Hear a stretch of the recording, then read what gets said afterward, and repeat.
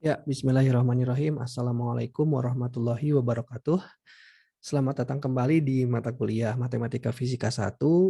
Dan kali ini kita akan membahas mengenai fungsi dan limit ya.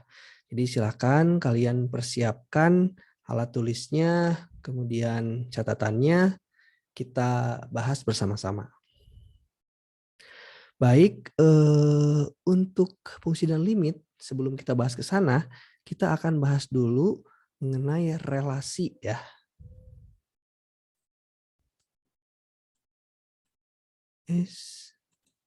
Nah, relasi. Kenapa kita membahas dulu relasi? Sebetulnya ada hubungan yang erat antara relasi dan fungsi ya. Jadi relasi itu adalah bentuk umum dari fungsi ya.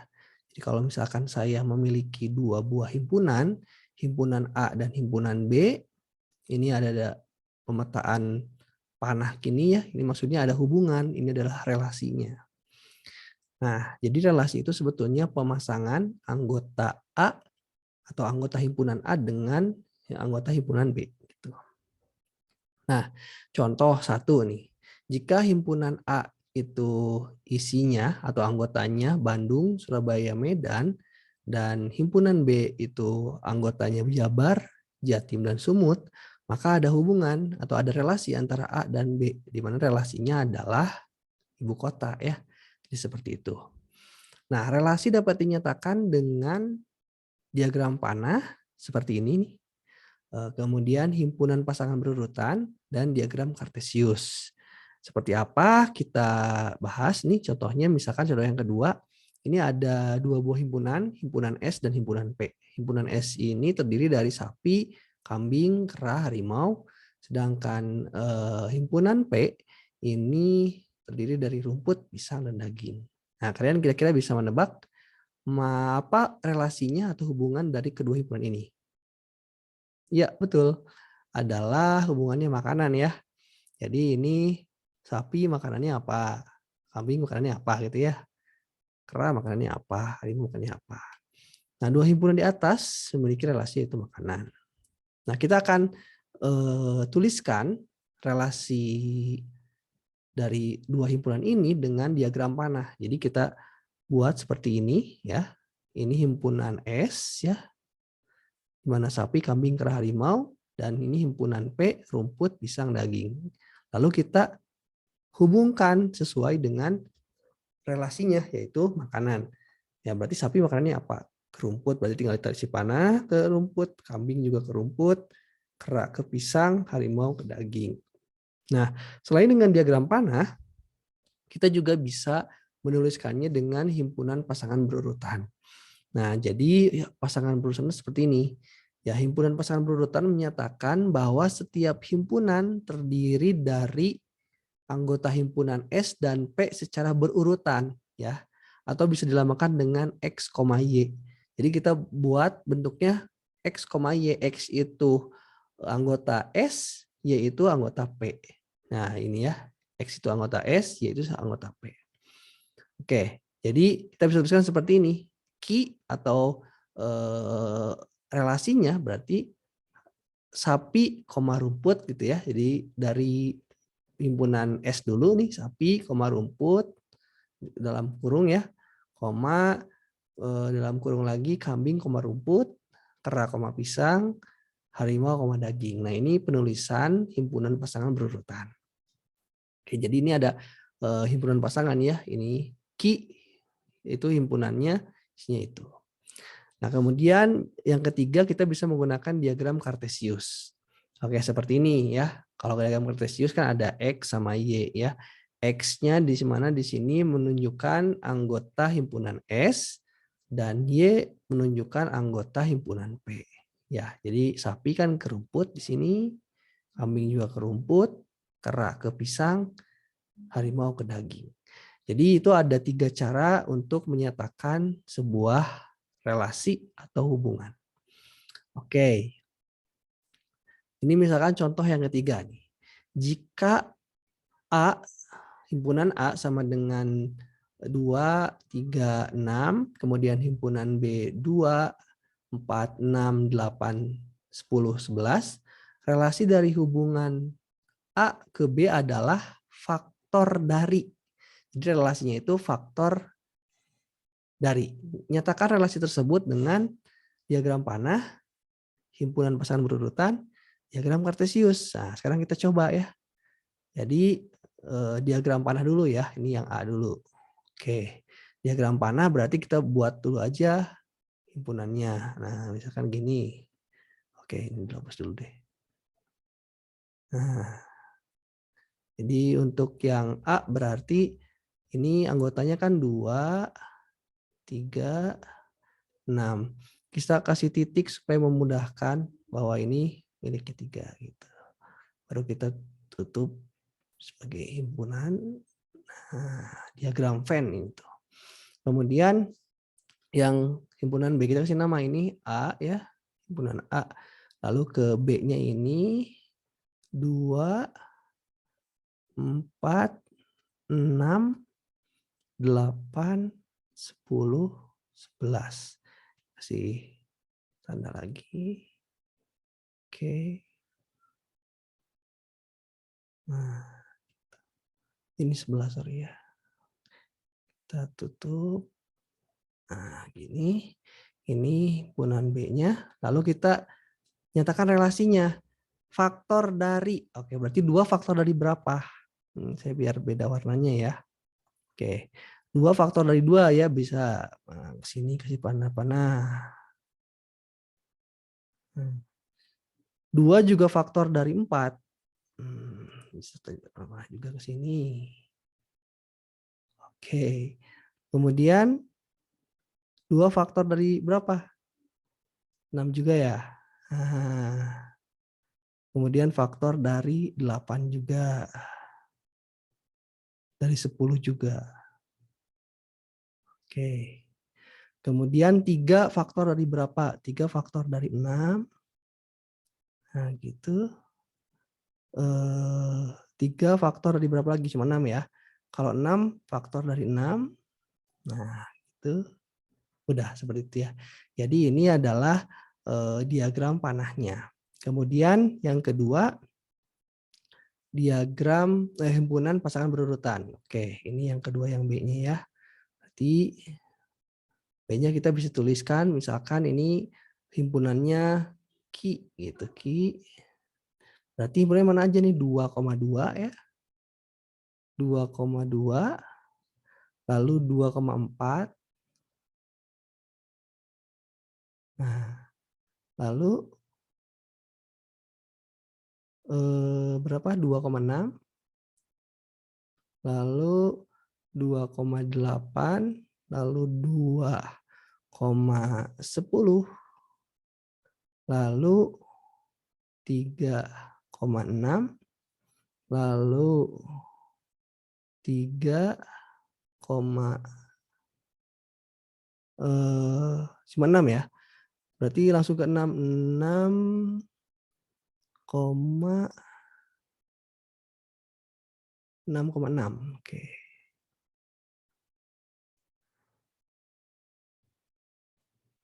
6,6. Oke. Kasih tutup. Nah, ini himpunan pasangan berurutan. Kalau mau menggunakan diagram kartesius, ya gampang aja, tinggal kita buatkan seperti ini. Gitu kan ya. Harusnya lebih panjang yang X-nya ya. Ini Y. Nah, lebih panjang yang Y-nya harusnya. Ini kan 2 ya. Misalkan kalau 2 di sini, gini aja 1, 2, 3, 4, 5, 6 ya. Ini kan 2, kemudian ini 3, 5, ini 6.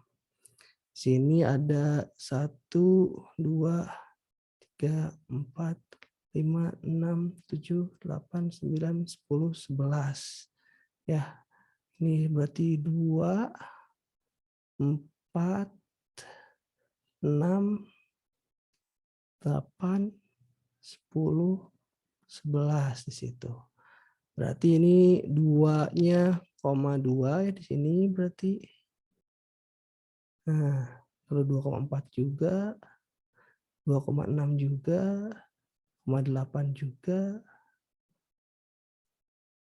0,10 juga. Nah, kemudian 3-nya 0,6 ya di sini berarti. Kemudian 6-nya 6 itu faktor dari 6. Oke. Nah, ini titiknya berarti ini 1, 2, 3, 4, 5, 6, 7. 1, 2, 3, 4, 5, 6, 7. Sama ya, ini juga 1, 2, 3, 4, 5, 6, 7. Jadi ini adalah cara untuk menyatakan himpunan, bukan himpunan, relasi atau hubungan. Oke. Nah, kita akan bahas mengenai domain, kodomain, sama range. Nah, domain itu adalah daerah asal. Nah, kodomain daerah kawan. Dan range itu adalah daerah hasil. Jadi kalau ada relasi seperti ini, ya, ini relasi himpunan A dengan himpunan B. Nah, yang disebut daerah asal atau domain, nah domainnya ini, yang mana disebut domain? Yang domain itu ini, ya, daerah asalnya. Berarti domainnya itu sebetulnya 3 dan 5. Lalu kemudian kodomainnya yang mana? Kodomain itu daerah kawan. Daerah kawannya ini B. Jadi si A itu dipetakan atau direlasikan atau dihubungkan dengan B. Makanya di sini kodomainnya adalah 1, 2, 6, 8, 9. Nah, ini adalah kodomainnya.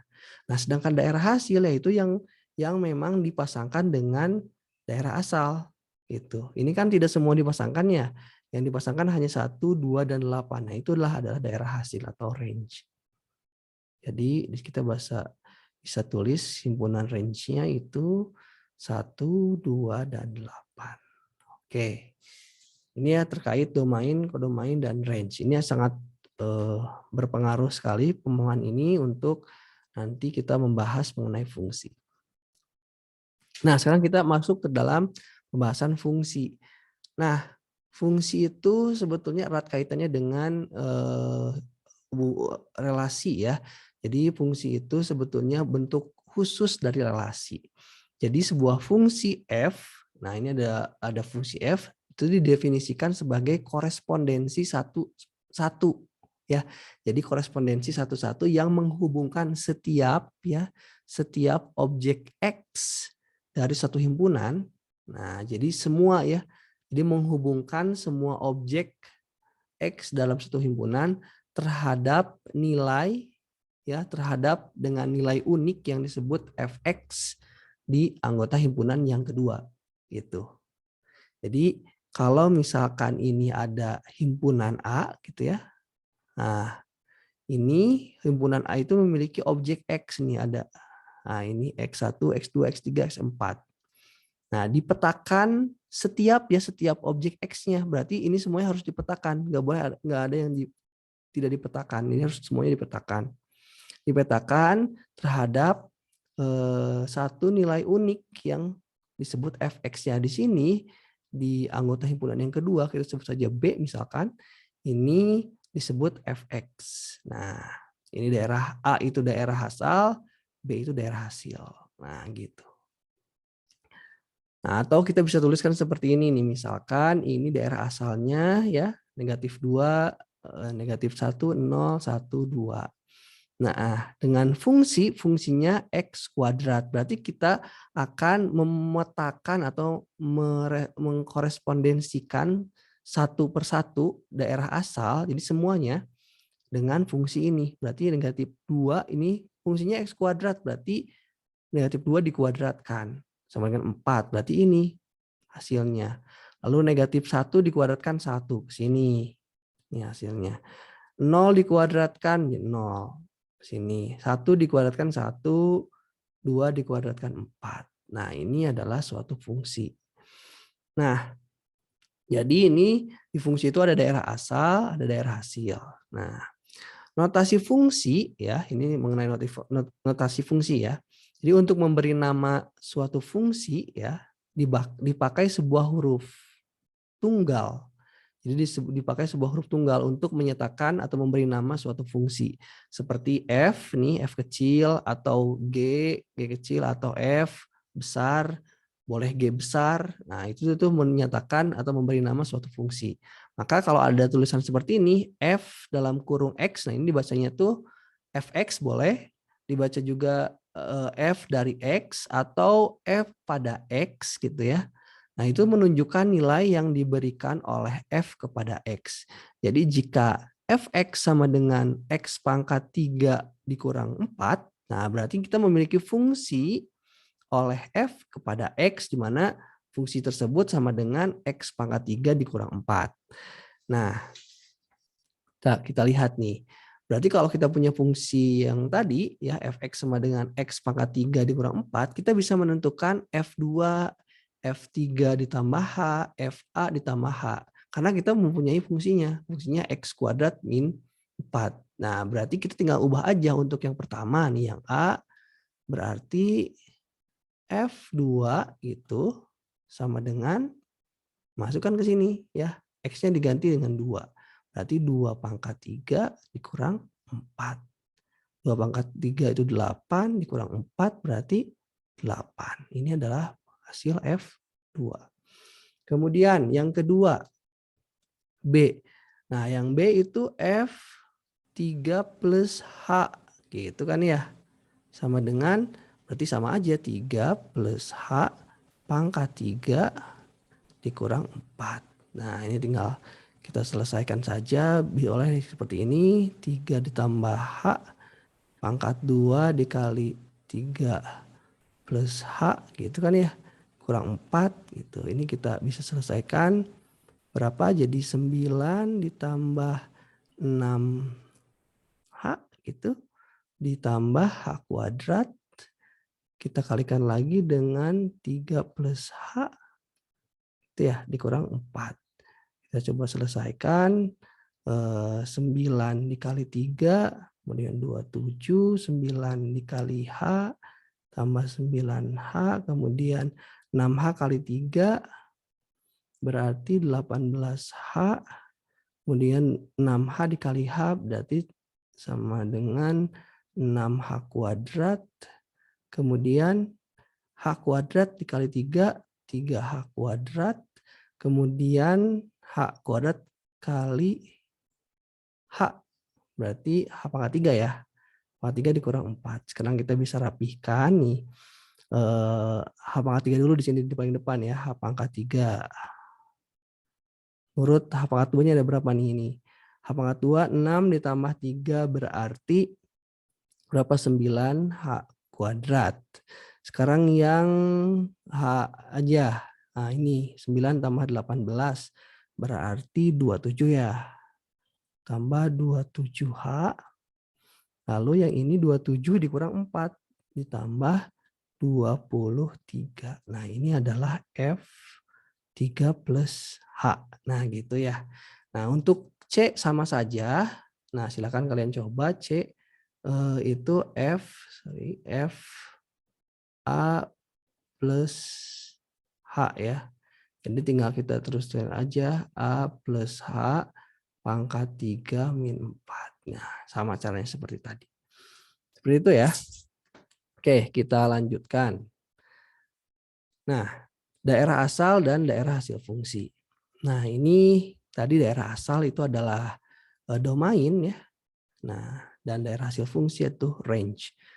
Nah, F adalah fungsi dengan aturan Fx sama dengan X kuadrat ditambah 1. Nah, ini seperti ini ya.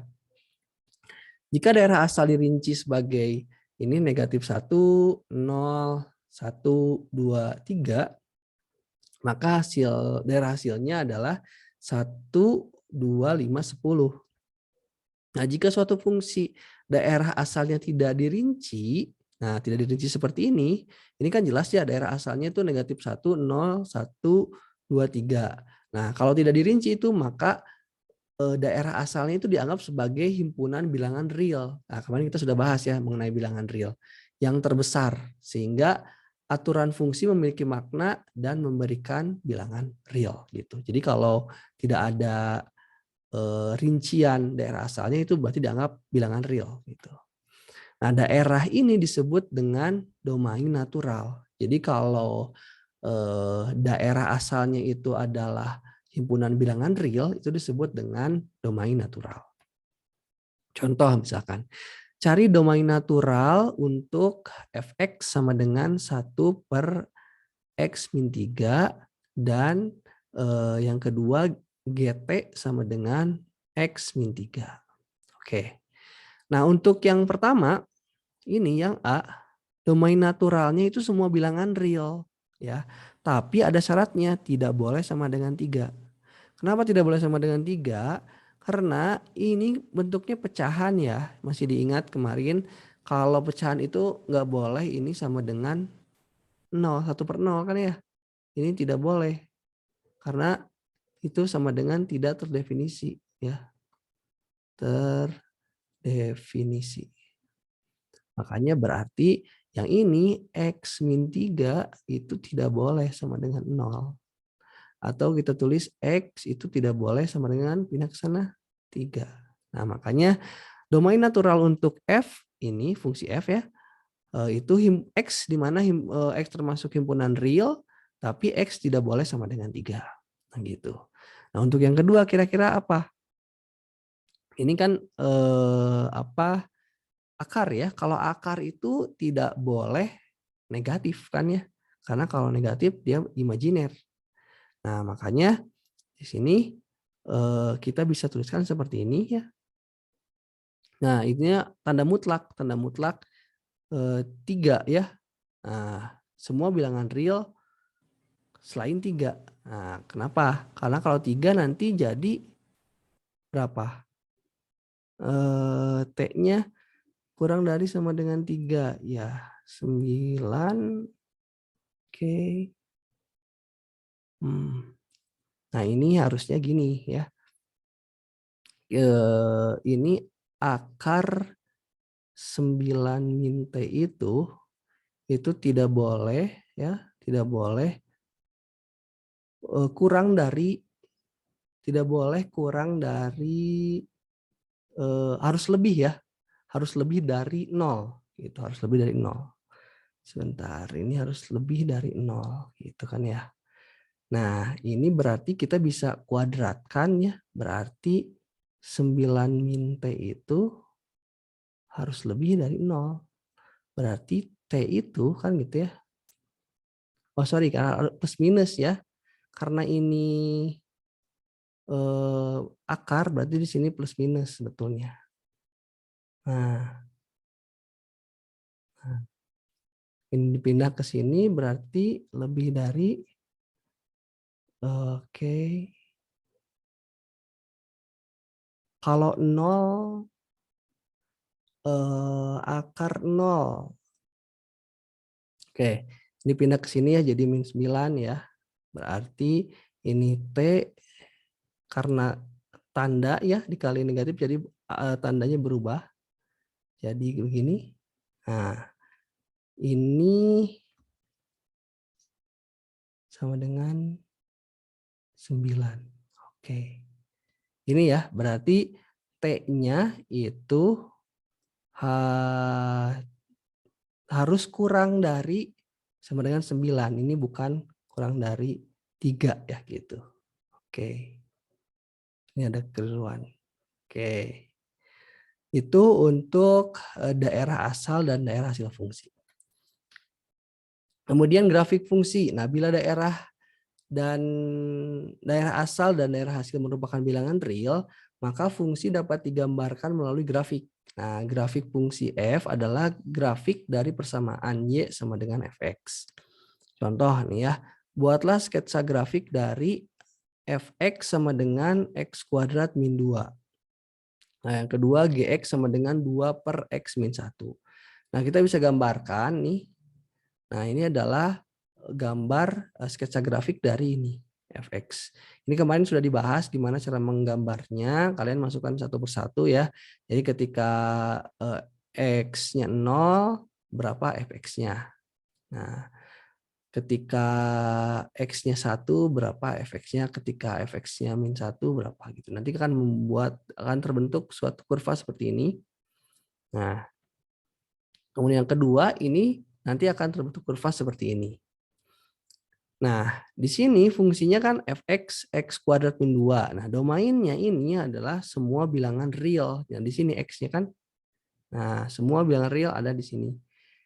Bisa masuk. Nah, range-nya mana? Nah, range-nya nggak semua. Coba kalian lihat. Di sini maksimal di -2. Harus lebih dari -2 ya, ke atas semua tuh. Kalau di sini nggak ada Y-nya. Jadi nggak ada nilai X yang menghasilkan nilai Y lebih kecil dari -2. Berarti semuanya lebih besar dari -2 ke atas semua. Nah, ini daerah range-nya. Gitu ya. Nah, kemudian kalau yang fungsi G, nah di sini domainnya ada prasyarat nih. Ada prasyarat. Di sini X-nya tidak boleh sama dengan 0. Kenapa? Karena di sini ada pembagi ya. Kalau X-nya sama dengan 1 nih nanti jadi 0. Nah, ini nggak boleh sama dengan 0. Makanya X-nya semua bilangan real kecuali 1 gitu. Oke, untuk range-nya juga sama di sini.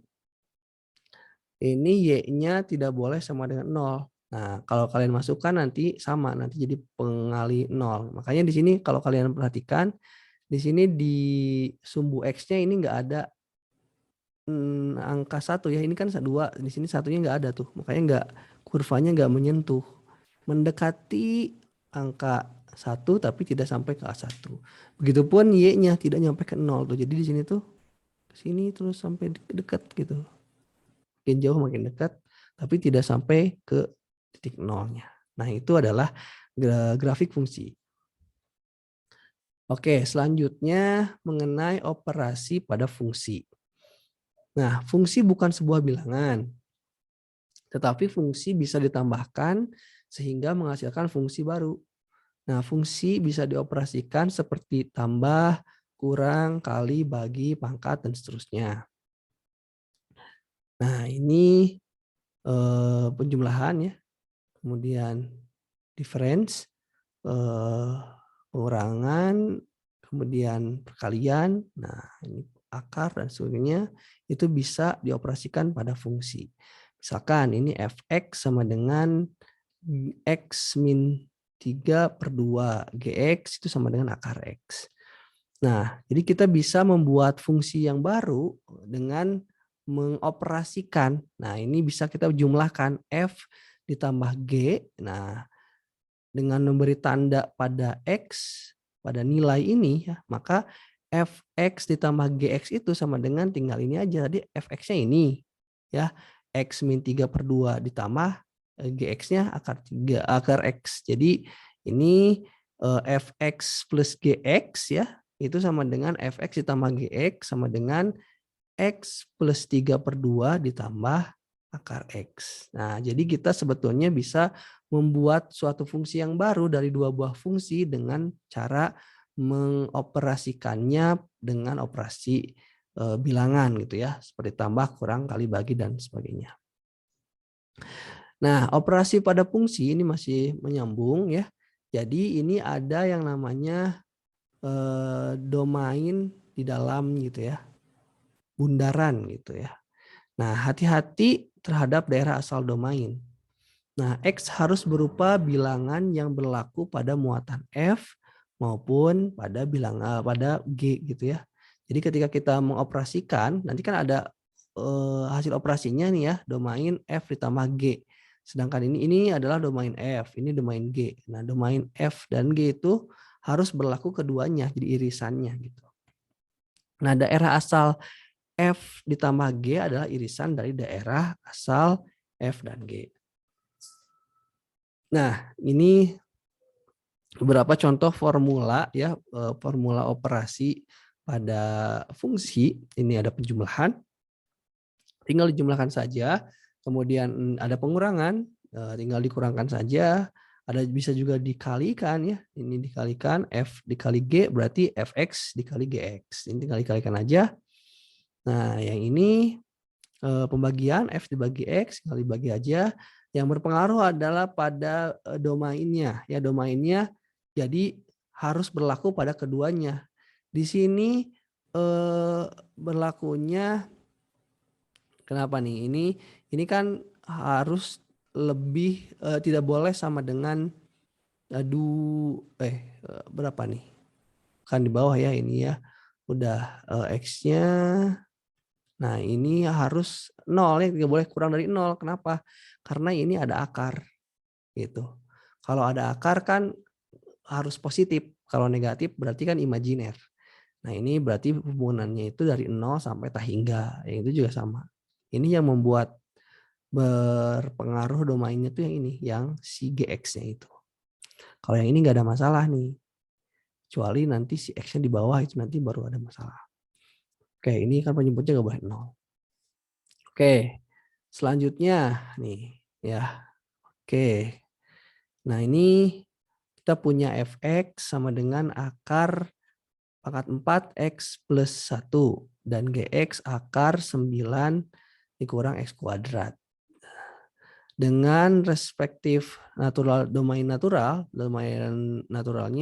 itu dari negatif 1 sampai tak hingga dan negatif 3,3 gitu ya. Nah, ini berarti yang F, ini yang G. Cari formula untuk F ditambah G, F dikurang G, F dikali G, F per G, dan F per 5. Nah, kemudian tentukan domain naturalnya. Oke, kan sebetulnya ini gampang ya, tinggal dimasukkan aja. Berarti kalau F ditambah G gitu, itu kan sama dengan F, biar ini aja yang hitungnya nih.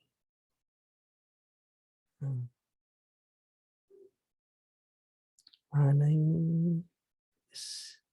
Nah, misalkan yang pertama nih, yang ini dulu ya, F plus G. Berarti F ditambah G X gitu kan ya. Sama dengan apa? Fx ditambah Gx. Fx-nya kan akar 4 dari X ditambah 1. Nah, ditambah berapa? Akar 9 min X kuadrat. Oke. Ya, ini kan sebetulnya sudah seperti ini. Tinggal kita menentukan natural domainnya. Domainnya berapa domainnya? Domainnya berarti ini karena gabungannya ya ini nggak boleh kurang dari 1. Nah, ini berarti di sini dari negatif 1 ya. Berarti di sini negatif 3 udah nggak kebawa. Nah, sampai tak hingga, tapi di sini ada batasnya dari 3, berarti sampai 3. Nah, ini domainnya. Itu. Jadi ini dibatasi domain dari negatif 1 sampai 3. Nah, seperti itu. Ini untuk selanjutnya F min G, F dot G, F per G, F pangkat 5 silahkan dilakukan karena sama saja. Nah, seperti ini ya. Tadi batasnya dari negatif 1, 3. Nah, ini yang pengurangan, perkalian, pembagian, 5. Seperti inilah kurang lebih ya. Oke, itu solusinya. Selanjutnya kita mengenal fungsi komposit ya. Fungsi komposit itu seperti ini. Jadi kalau misalkan ini ada suatu fungsi, nah fungsi yang pertama kita masukkan lagi ke dalam fungsi gitu ya. Nah, jadi ada satu fungsi masukin ke dalam fungsi. Kalau misalkan ini ada wadah nih fungsinya, hasil dari wadah ini nanti kita masukkan lagi ke wadah yang lain menghasilkan hasil yang baru. Nah, itu disebut fungsi di dalam fungsi atau disebut seperti ini dibacanya G, fungsi G bundaran fx. Nah, gitu. Jadi fx difungsikan terhadap G. Nah, gitu. Atau sebaliknya, kalau F bundaran G berarti Gx difungsikan terhadap F. Seperti itu ya. Gitu. Nah, ini ya barusan ya. Nah, contoh nih ya. Contoh kalau misalkan fx-nya itu x min 3/2, nah gx-nya sama dengan akar x. Nah, lalu gimana g bundaran f-nya? Nah, berarti kan tinggal fungsi f kita masukkan, substitusikan ke fungsi g. Nah, fungsi f ini kan ya. Nah, fungsi g mana? Ini. Nah, fungsi g itu akar x, berarti akar dari fx. Nah, gitu. Akar fx, fx-nya mana yang ini? Berarti akar x min 3/2. Gitu ya. Nah, kemudian yang ini juga sama. Tinggal dibalik aja. Kalau yang ini berarti f bundaran g, nah berarti ini gx-nya yang dimasukkan ke fungsi f. Fungsi f-nya kan ini ya. Berarti ini x-nya diganti dengan gx, gx dikurang 3/2. Atau kita tulis gx-nya akar x dikurang 3/2. Nah, itu fungsi komposit. Oke. Nah, ini latihan soalnya. Silakan kalian dikerjakan. Nanti saya tulis juga ini di LMS soalnya ya. Jadi bisa kan kalian kerjakan saat nanti. Oke, saya skip dulu aja itu. Kita lanjutkan dulu ke fungsi trigonometri. Kalian boleh skip videonya, lalu mengerjakan latihannya, lalu melanjutkan lagi videonya. Oke, fungsi trigonometri nih ya. Ini trigonometri berkaitan sama segitiga, siku-siku ya. Ini masih diingat ya. Sin theta itu kan depan lagi miring, demi samping miring, sami T cos ya. Desa depan samping itu tangan. Nah, kosekan itu 1/sin, kemudian sekan itu 1/cos, dan kotangan itu 1/tangan. Nah, seperti ini itu yang perlu diingat. Ini hanya mengingatkan kembali. Ini kemudian sudut-sudut istimewa nilainya. Ini sebetulnya gampang menghafalnya ya. Ini dari 0, 30, 45, 60, 90. Kalau kalian perhatikan ini kan sebetulnya setengah akar 0 gitu ya.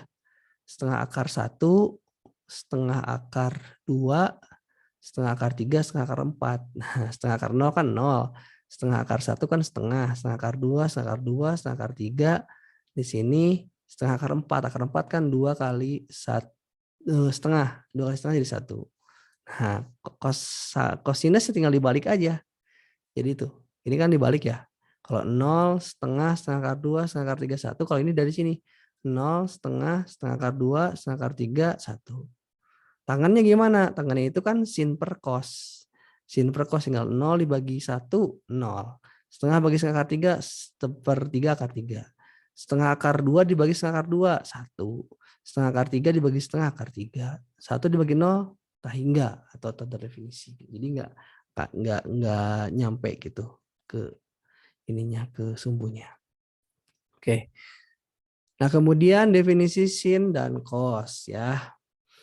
Andaikan T menentukan posisi P, X, Y, maka sin T sama dengan Y. Nah, cos T sama dengan X. Gitu ya. Nah, ini. Nah, sifat-sifat dasar sinus dan kosinus. Nah, sinus mutlak sinus T kurang dari 1 ya. Mutlak cos T kurang dari 1. Nah, ketika T dan T plus 2V menentukan titik P, X, Y yang sama, nah maka sin T ditambah 2V itu sama dengan sin T ya. Ini mengingat aja ya. Jadi ini satu putaran lagi gitu ya. Ketika ditambah satu putaran penuh itu nilainya sama dengan sin T. Kan 2V itu 2 kali 180 ya, berarti 360. Itu sama nilainya. Nah, sedangkan cos juga sama. Cos T ditambah 2V itu sama dengan cos T. Nah, ini ya ininya. Ilustrasinya, jadi putarannya. Oke. Nah, kalau sin min X itu sama dengan negatif sin X. Tapi cos negatif X itu sama dengan cos X ya, positif cos mah. Nah, gitu. Nah, ini lihat cosnya itu di sini nih. Ya, yang ini positif ya, yang ini negatif. Oke. Nah, ini.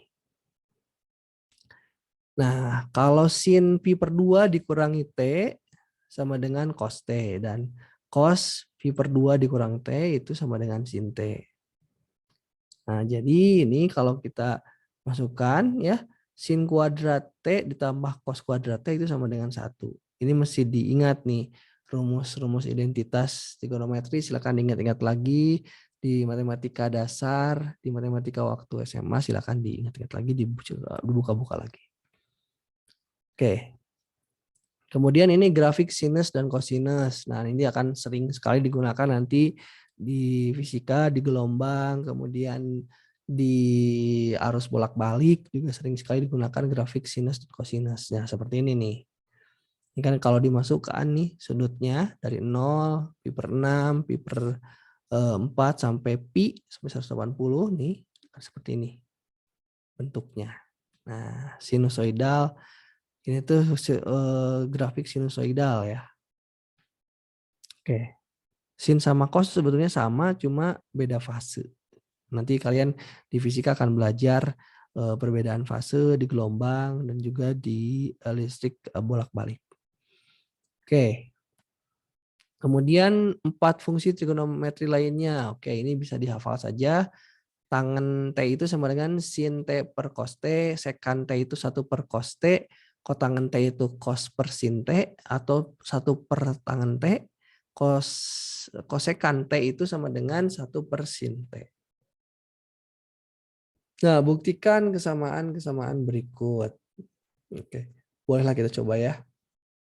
Nah, buktikan bahwa 1 ditambah tangen T kuadrat sama dengan sekan T. Nah, cara membuktikan itu kita bisa kerjakan dulu yang ini ruas kanan ya, ruas kiri ya. Kita kerjakan ruas kiri. Ruas kiri 1 ditambah tangen kuadrat T. Oke. Kita bisa ubah dulu ya. Ini 1 ditambah tangen kuadrat. Oke. Tangen itu apa sih? Tangen tuh ini ya, sin per cos. Boleh jadi sin kuadrat T per cos kuadrat T. Kan gitu ya. Kita bisa samakan penyebutnya ya yang ini. Ini kan 1 tuh kita bisa ubah jadi cos ya. Cos per cos. Nah kan sama aja ya. Supaya penyebutnya sama. Berarti ini cos kuadrat T per cos kuadrat T. Ditambah ini tetap sin kuadrat T per cos kuadrat T. Nah, ini kita jumlahkan saja karena sudah sama.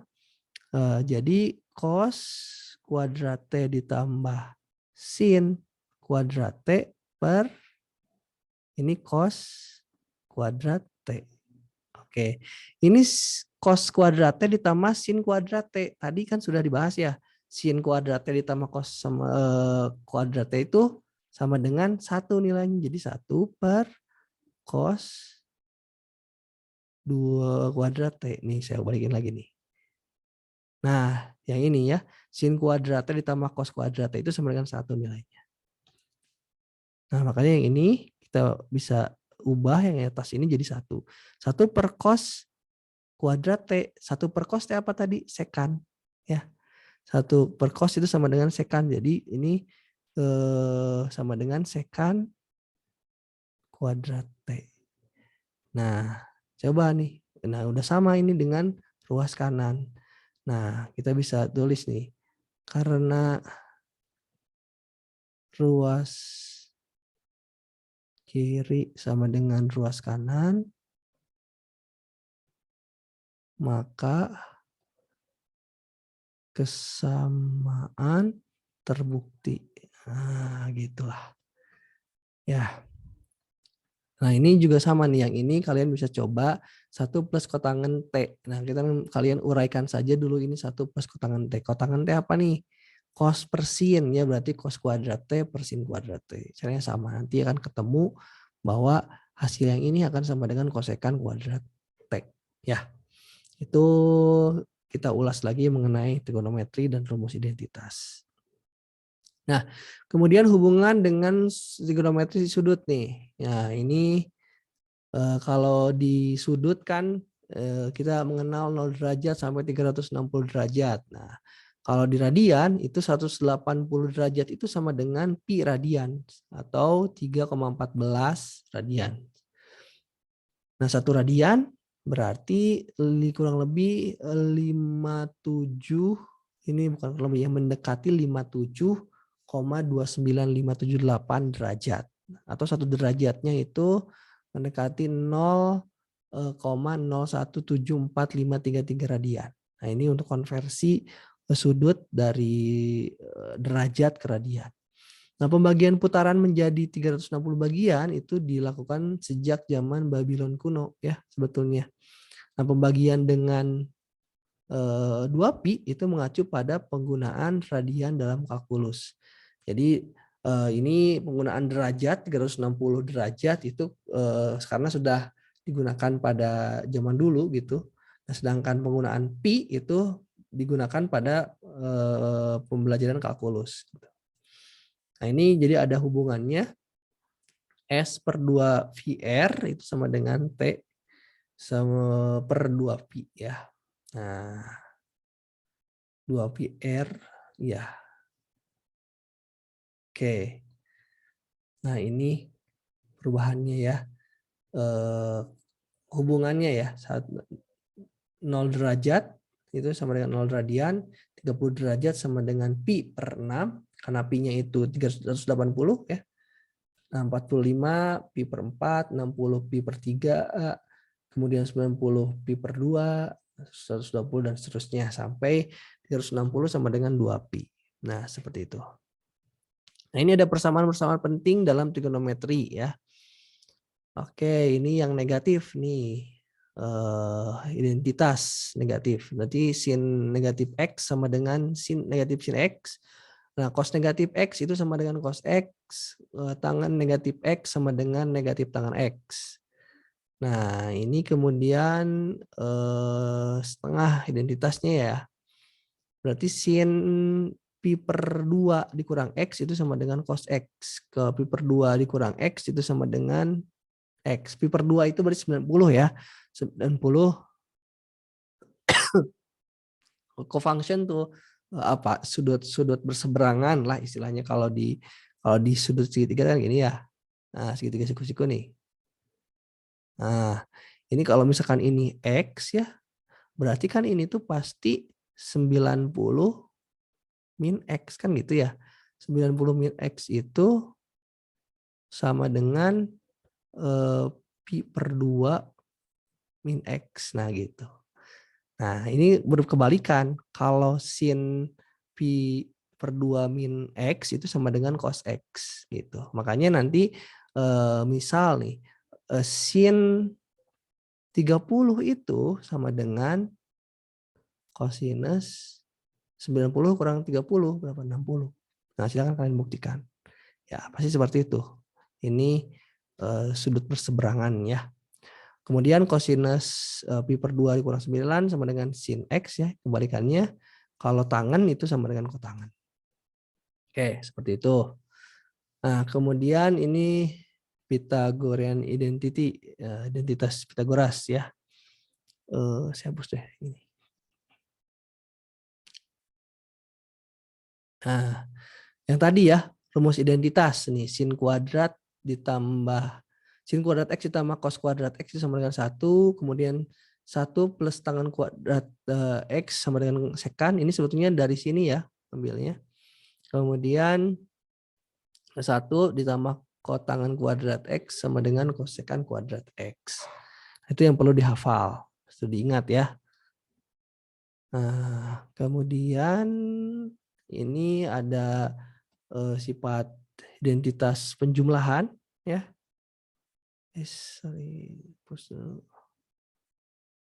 Nah, sin X ditambah Y itu sama dengan sin X cos Y ditambah cos X sin Y ya.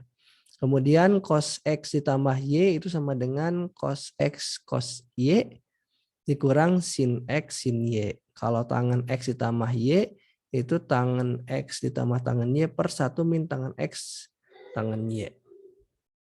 Oke, Kemudian ada double angle identity ya, atau identitas dua sudut double ya.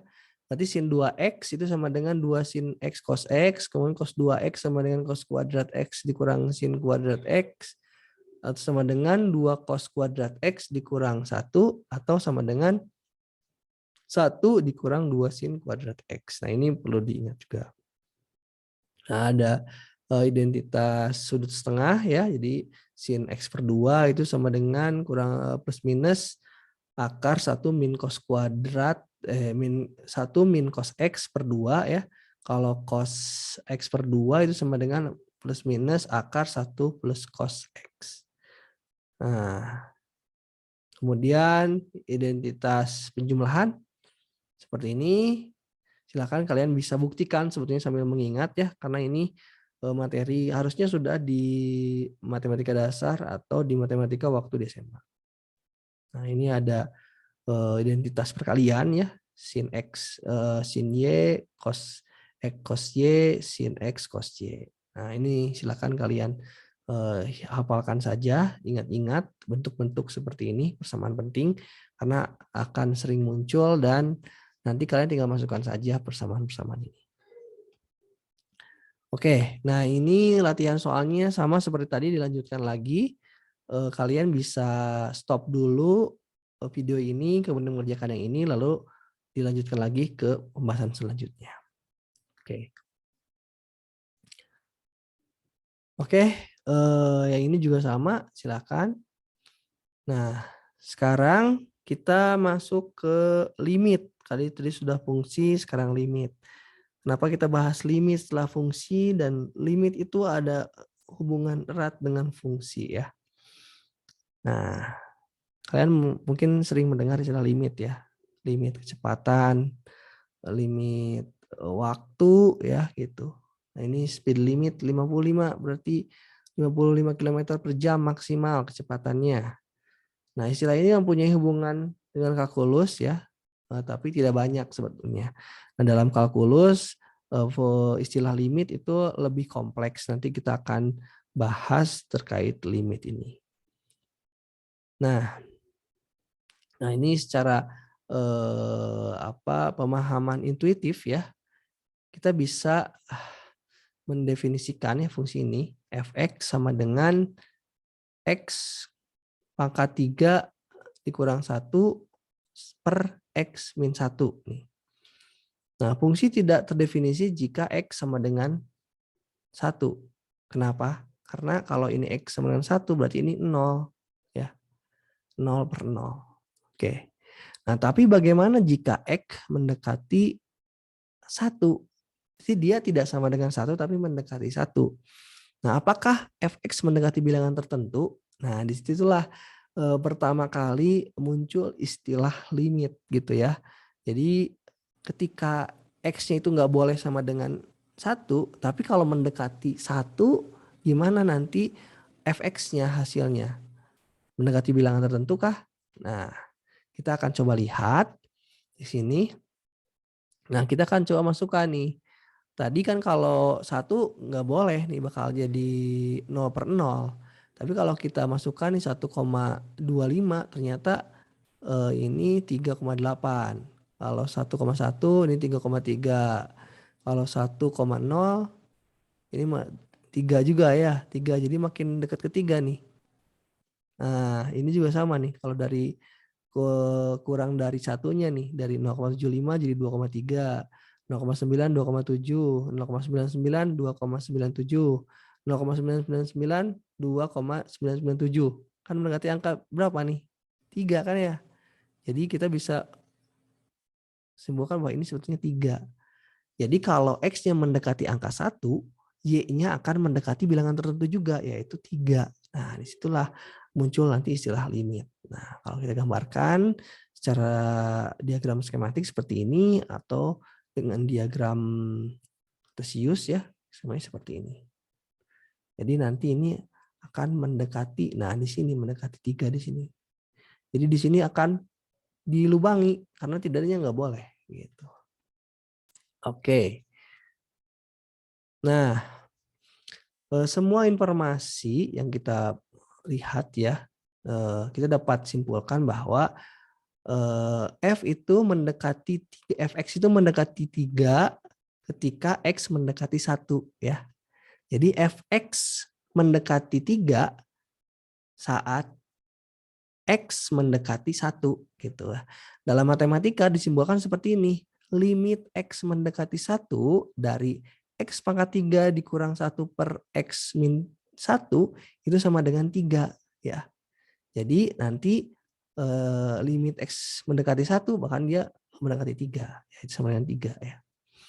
Nah, ini kita bisa katakan, kita baca ya, limit X mendekati 1 dari X pangkat 3 dikurang 1 per X min 1 adalah 3. Nah, jadi kita bisa membaca kalimat ini secara matematik. Limit X mendekati 1 dari X pangkat 3 kurang 1 dikurang X per 1 kurang 1 ya. Sorry. Jadi ini kita baca limit X mendekati 1 dari X pangkat 3 dikurang 1 per X kurang 1 sama dengan 3 atau adalah 3. Nah, kita bisa menjadi ahli aljabar ya, sebagai aljabar yang baik gitu ya. Nah, kita bisa menyajikan lebih baik ininya nih seperti ini, mengubah bentuk aljabar yang ini supaya lebih baik alasannya gitu ya. Nah, kita bisa jabarkan. Ini X pangkat 3 itu kita ubah difaktorkan ya. Difaktorkan X menjadi X min 1 dikali X kuadrat ditambah X ditambah 1. Ini dari mana? Dari sini nih. Ini sebenarnya ini dari mana? Nah, ini sebenarnya hampir sama dibagi kurung lah. Sederhananya gini. Ini tuh X pangkat 3 dikurangi 1 kan gitu. Dibagi X. Nah, gini kan ya. Berarti kita berapa nih? Ini yang pangkatnya 3. Nah, ini X pangkat 2 kali ya. X pangkat 2. X pangkat 2 kalikan dengan X min 1 berarti X pangkat 3 dikurang X pangkat berapa? 2 dong. Ya, dikurang. X pangkat 3-nya kan udah habis. Tinggal sisa berarti negatif 1 dikurang 0, negatif 1 gitu ya. Negatif 1 kemudian ini enggak ada 0, kalau yang negatif jadi plus X pangkat 2. Oke. Nah, ini kita kalikan lagi ya. Bagikan lagi dengan ini, bagi dengan ini berarti berapa? X ya ditambah X. X dikali X min 1.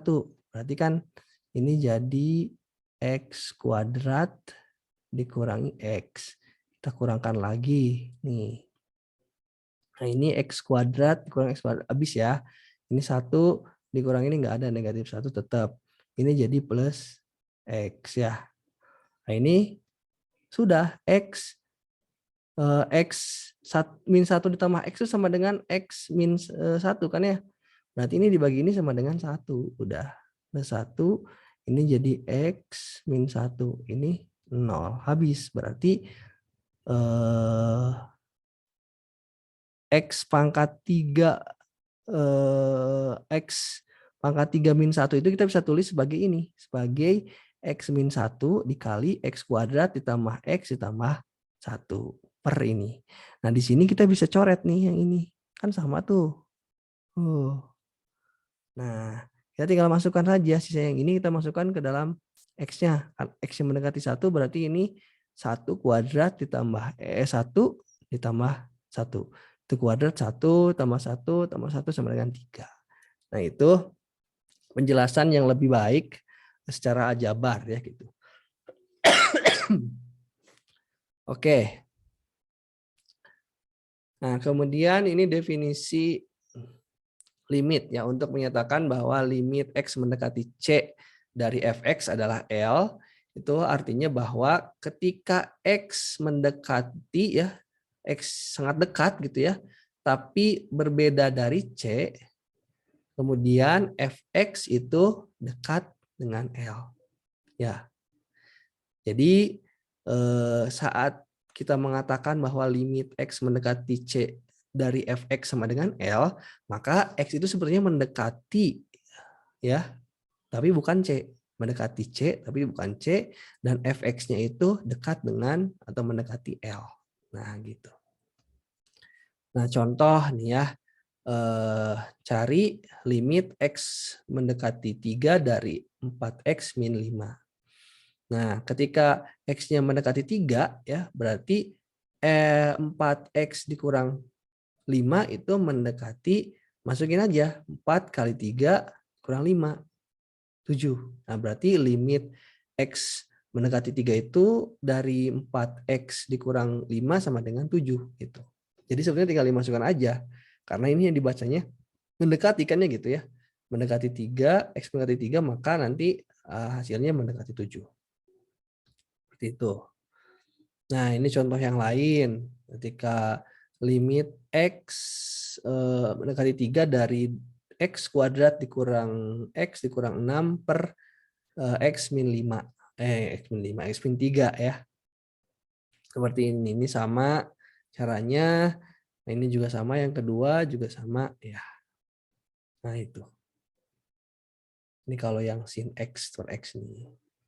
Kalau X-nya mendekati 0, ini berapa nih? Mendekati 1 ya. Oke, ini mendekati 1. Oke. Nah, kemudian limit satu pihak. Nah, ini bila suatu fungsi memiliki lompatan pada setiap bilangan bulat, gitu ya, maka limit tidak ada pola titik lompatan. Nah, ini X mendekati C plus. Nah, ini ada lambang C plus. C plus itu maksudnya dia mendekati C dari kanan. Nah, kalau C min itu berarti X mendekati C dari kiri. Nah, untuk mengatakan bahwa limit X itu mendekati C dari kanan pada fx ya sama dengan L, itu artinya bahwa ketika X dekat ya, tapi dari kanan C. Nah, kemudian maka fx-nya itu dekat dengan R.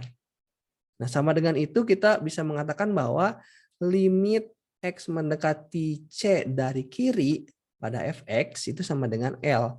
Artinya ketika X-nya mendekati tapi dari kiri ya, X-nya dekat kepada C tapi dari kiri, maka fx-nya mendekati L.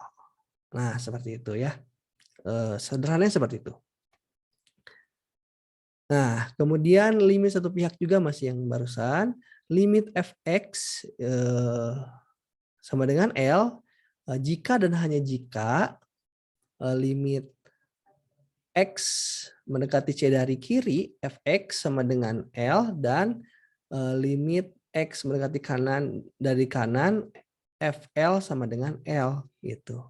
Jadi kalau ada istilah, ada pernyataan limit X mendekati C, fx sama dengan L, maka dia sebetulnya limit kiri dan kanannya juga sama dengan L. Gitu.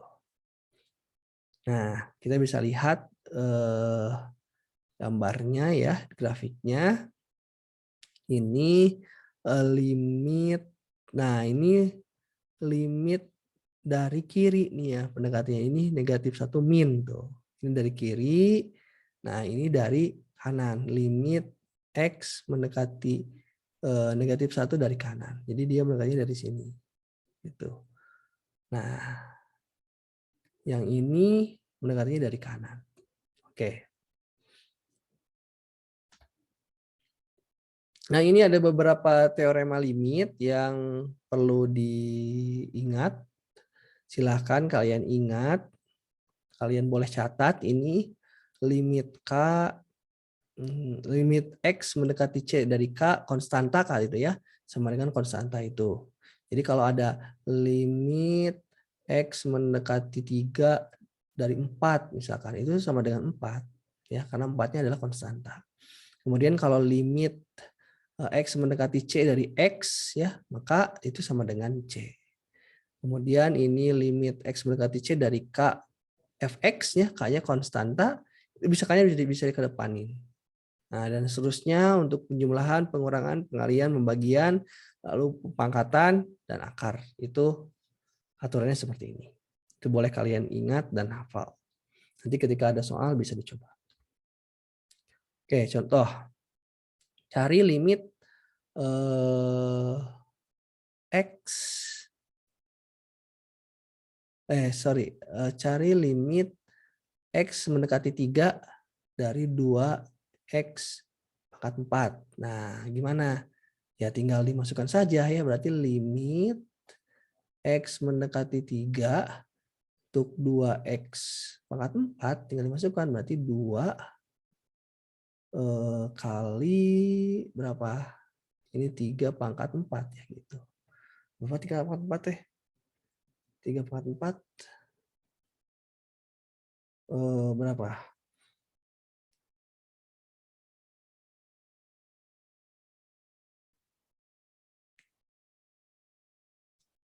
81 ya. 2 kali 81 berarti sama dengan berapa? 162. Nah, gitu. Kemudian ini bisa dicoba juga limit X mendekati 4 dari 3X kuadrat dikurang 2X ya. Tinggal dimasukin aja. Ini 3 berarti kali 4 kuadrat dikurang 2 kali 4. Nah, gini ya. 3 kali berapa? 16 dikurangi 8 ya. Ini berapa nih? 68 berapa? 48 dikurang 8 40. Oke, seperti itu ya. Jadi untuk limit tinggal dimasukkan saja X-nya ke fungsinya ya, seperti itu dari fungsi.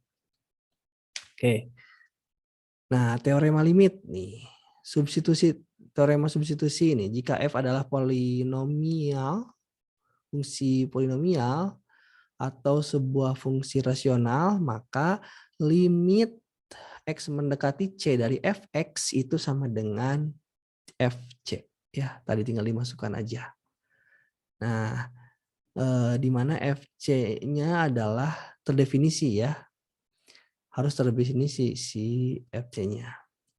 Dalam kasus ini sebuah fungsi rasional.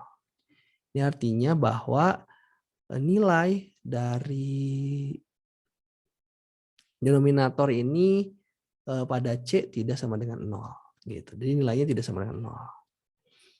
Nah, contoh nih ya. Cari limit X mendekati 2 dari ini, dari 7X pangkat 5 min 10X pangkat 4 dikurang 13X ditambah 6 per 3X kuadrat dikurang 6X dikurang 8. Nah, tinggal dimasukkan saja. Di sini jadi nanti tinggal dimasukkan 7 kali berapa? 5 bukan 52 ya. Nah, ini 2. Coba kita lihat dulu nih. Ini kalau kita masukkan nih 2 kuadrat 4 kali 3. 4 kali 3 12. Oh, enggak, masih bisa ya. Berarti ini 2 pangkat 5 dikurang 10 kali 2 pangkat 4 dikurang 13 kali 2 tambah 6 per 3 kali 2 pangkat 2 dikurang 6 kali 2 kurang 8. Nah, silakan nanti diisi berapa hasilnya. Itu adalah nilai limit ya mendekati X mendekati 2 dari fungsi ini. Oke. Nah, kemudian ini limit ini berkaitan dengan kecepatan sesaat juga sebetulnya. Nah, di sini ada apa ini jejak ya. Jadi ini detik pertama nih 16 nih, 16 meter misalkan. Ini di detik kedua jadi 64. Nah, kita punya persamaan bahwa S itu atau jarak itu sama dengan 16 T kuadrat. Berarti saat T-nya 2 nih, T2 berarti 2 kuadrat 4 kali 16, 64. Jadi ini kita bisa nyatakan bahwa kecepatan rata-ratanya itu adalah 64 dikurangi, kan kecepatan rata-rata itu berarti V2 ya, dikurangi V1 per T2 dikurangi T1. Nah, V2-nya kan di sini 64. Nah, V1-nya 16. Waktunya T2-nya dari 2 sampai 1. Jadi ini kecepatan rata-ratanya 46 meter per detik. Nah, tapi kalau kita lihat lagi ya, semakin kecil waktunya, ini kan rentang waktunya 2 menit, 2 detik ya, 2 detik dikurangi 1 detik berarti 1 detik nih.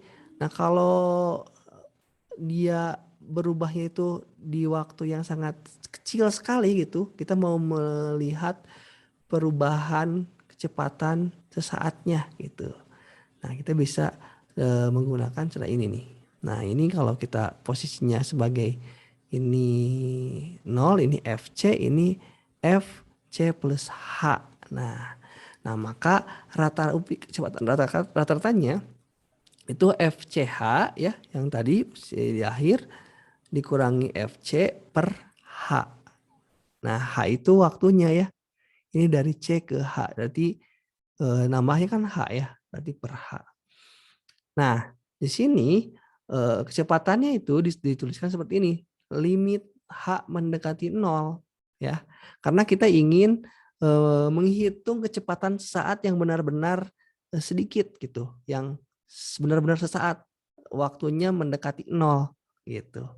Maka ini kecepatan rata-ratanya ya, di limit H mendekati 0 FC plus H dikurang FC. Nah, per H. Oke. Nah, dalam hal yang tadi ya, saat FT-nya itu 16 T kuadrat, kecepatan sesaat pada T sama dengan 1 adalah, nah kita bisa masukkan nih, F1 plus H. Ya ini kan T-nya diganti dengan 1, dikurangi F1. Nah, nanti kita masukkan nih, 16, karena ini kan F-nya ini ya, FT-nya 16 T kuadrat, berarti 16, 1 plus H kuadrat dikurang 16. Ya, F1 16. Kenapa 16? Ini kan 1 kuadrat 1 kali 16. Oke. Ini kita selesaikan. Yang ini ya. 1 ditambah H dikuadratkan berarti 1 ditambah 2H ditambah H kuadrat dikalikan 16. Jadi ini ya dikurang 16 H. Nah, nanti ini 16-nya habis. Nah, gitu tinggal 32H. Per H-nya ini hanya dicoret 1. Ya, dan ini. Nah, tinggal 32 plus 12H sama dengan, nah H6 mendekati 0, berarti tinggal masukkan ini ke 0, 32. Nah, kita jadi bisa tahu kecepatan sesaatnya pada tadi di kecepatan untuk fungsi kecepatannya 16 T kuadrat itu adalah 32 meter per sekon atau kilometer per jam. Tadi kalau satuannya kilometer per jamnya tadi ya yang ini ya. Nah, jadi kalau detik pertama 16 menit, kemudian detik kedua itu 64 detik, di mana fungsi S-nya itu 16 T kuadrat, kita bisa menentukan kecepatan saatnya gitu di waktu yang mendekati ke 0. Nah, seperti itu kecepatan sesaat ya. Jadi ini sangat berkaitan kaitannya dengan permasalahan-permasalahan di fisika ya. Nah, fungsi dalam fisika ini ya, jadi fungsi itu kan besaran yang bergantung pada besaran yang lain. Nah, misalkan ini fungsi Y sama dengan Fx. Nah, berarti sebetulnya Y itu akan berubah nilainya ketika X-nya berubah. Nah, ini yang X disebutnya variabel bebas ya, variabel yang berubah-ubah. Nah, itu disebut variabel bebas. Nah, sedangkan Y itu variabel terikat. Terikat oleh siapa? Terikat oleh X yang berubah-ubah. Jadi ketika X-nya berubah, otomatis Y ikut berubah karena dia terikat oleh X. Nah, itu adalah variabel terikat. Ini akan sangat sering kalian gunakan di eksperimen, percobaan, banyak hal-hal yang besar-besaran yang berkaitan sebagai dua variabel yang berhubungan. Nah, ini dalam diagram juga bisa tulis seperti ini nih. Ini misalkan X ya, kemudian ini Y ya. Nah, ini adalah delta X ya, perubahan X. Jadi X ditambah delta X berarti ini adalah delta X. Nah, ini hasilnya adalah delta Y ya. Jadi Y ditambah delta Y. Nah, di sini akan muncul sudut ya. Sudut di sini disebut theta. Nah, Fx sama dengan Y. Nah, Fx ditambah delta X ya, berarti sama dengan Y ditambah delta Y. Nah, kalau kita pindahkan ke sini ya, ini delta Y nih. Si ini dipindahin, berarti ya. Si Y-nya dipindahin ke sini. Jadi, Fx ditambah delta X dikurangi Y. Nah, maka si delta Y kita bisa tuliskan sebagai, nah ini kan sebetulnya fungsi X ditambah delta X. Nah, Y itu kan tadi Y sama dengan Fx, kan ya gini ya. Nah, maka kita bisa tulis seperti itu. Nah, di sini kita bisa nyatakan bahwa limit delta X mendekati 0 dari delta Y itu sama dengan limit Fx ditambah delta X dikurangi Fx ya gitu ya. Ini masih mirip dengan yang tadi. H ditambah T min F T ya gitu ya. Nah, di mana tangen tetanya itu sama dengan delta Y per delta X ya, seperti itu. Ini fungsi dalam fisika. Nanti kalian akan sering sekali menggunakan persamaan-persamaan atau fungsi-fungsi dalam persoalan fisika. Nah, ya. Ini kalau di sini berarti karena sangat kecil tetanya, berarti limit mendekati 0 ya untuk delta Y, delta X. Oke, itu mungkin terkait pembahasan limit dan fungsi ya, fungsi dan limit dalam persoalan fisika. Silakan nanti kalian bisa pelajari kembali dan dikerjakan soal-soal latihannya. Nanti kalau setelah selesai mengerjakan soal latihan, kalian bisa unggah hasilnya di LMS. Itu saja, terima kasih atas perhatiannya. Sampai ketemu lagi. Kalau misalkan ada pertanyaan bisa ditanyakan di grup WhatsApp atau di forum di LMS. Terima kasih banyak. Wassalamualaikum warahmatullahi wabarakatuh.